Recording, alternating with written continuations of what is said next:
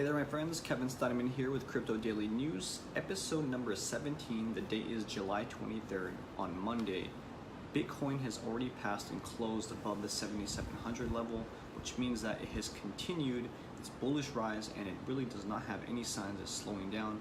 It's actually its highest it's been since the last December when it came crashing down. So I expect that the market will continue to go up and this bull market will continue to push upwards the price.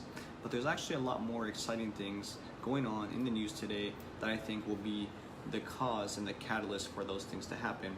And when I go over them, you're actually going to see why I say that. So I'm going to go ahead and jump into a few things here, but there's about 3 pieces of information I think you're going to find especially informative and insightful, which are the things related to what's happening in China right now. But first and foremost, let's talk about what's happening with Google. As some of you know, Google actually provides cloud services, and now Google is looking to offer distributed ledger solutions in their cloud marketplace. So essentially what that means is they're joining a big group of other tech giants that are going to start offering these cloud services to people that are looking to have blockchain focused firms, services, digital asset companies, just like that. Basically, they're working and partnered with 2 companies.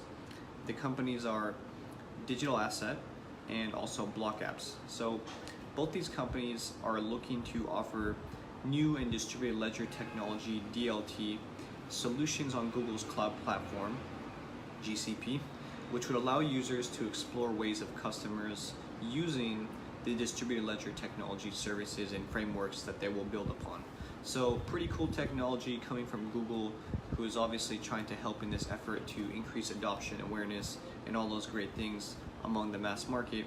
Another cool bit of news here with what's going on in China. I'll just cover these 2 subjects here, which aren't exactly the same, but essentially they could be perceived as having a direct effect for the same effort of what is happening in China. So 7 Stars Cloud partners with China VC Research Institute to expand tokenized assets. So essentially, 7 Stars Cloud Group, Inc., SSC, a global fintech firm focused on blockchain and AI-powered digital asset management, has partnered with China Venture Capital Research Institute, CVRI.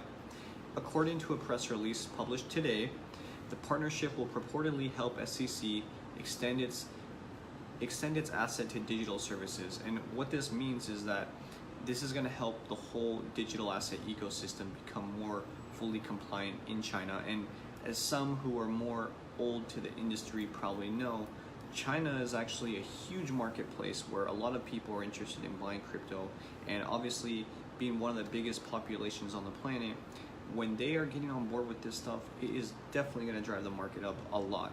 So if you have not bought any Bitcoin now, you may want to consider doing so, even if you only have $100, because when this stuff happens, this is gonna just make it so much.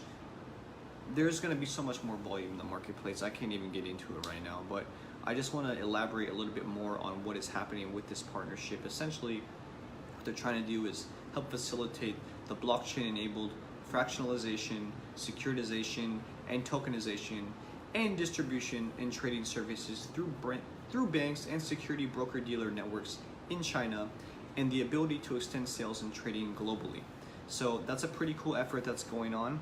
CVCRI's strong relationships with Chinese authorities and regulators is actually what people are leaning on to help facilitate this to be able to come to fruition, because again, China beforehand has not been so keen to adopt blockchain or cryptocurrency technology in their country, but now obviously it seems like they are.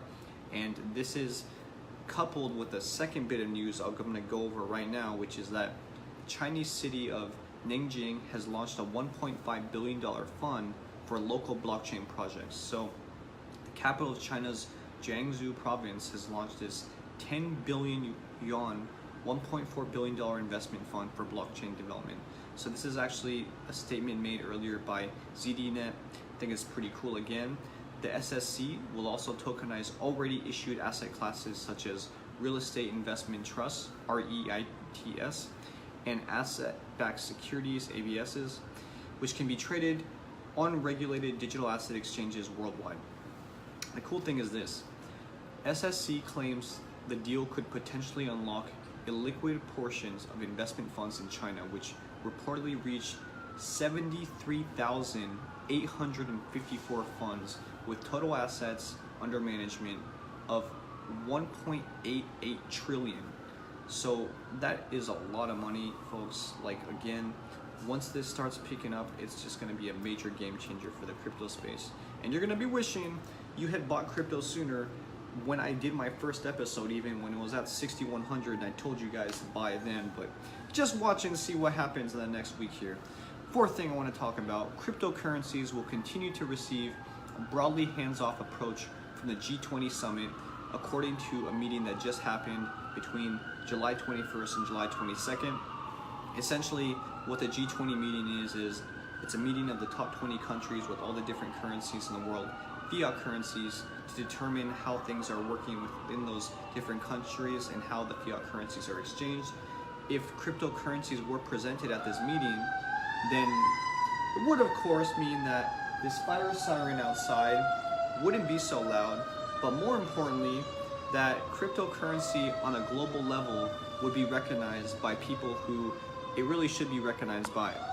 So I think that's actually pretty cool. I mean, a summary of interim decisions made by the dedicated finance ministers and central bank governors group says that any hard and fast regulatory steps regarding crypto assets remains absent at this time. And moreover, the statement they have coupled with that is that technological innovations, including the underlying crypto assets, can deliver significant benefit to the financial system and the broader economy, but what they're afraid of is, again, crypto assets do have the ability to, not protect the investor, or it doesn't always mean that the market integrity will remain. But again, this is something that's prone even with fiat currency and cash. So this is what all governments are afraid of, but in actuality, this is kind of an excuse to delay a technology that is really going to change the global economy for the better. The last thing I want to talk about here is something that I had touched on last week, which is in regards to the Reserve Bank of India and them having postponed their ICO ban and not actually letting people talk about it or regulate what's going on there in India until September. This has actually created a backlash in their country, and on July 19th, the Supreme Court reportedly postponed the final hearing on the RBI's Reserve Bank of India ban on crypto dealings, originally scheduled for July 20th until September 11th. So essentially what that means is they are delaying this meeting from happening and saying that until it happens, they're not going to lift the ban on ICOs and crypto companies and blockchain businesses within India. So it's unfortunate, again, needless to say, but there's some big things happening in China, and that to me is going to be more than enough reason for people to get into crypto now while the price is still below 8,000. And just with the sheer amount of volume that people that live in China that are going to come into these exchanges, I mean, we're going to look at some explosive growth here, folks. So I hope you found this helpful, and I will talk to you soon. Ridiculous, without even trying. How do they do it? This is 10% luck, 20% skill, 15%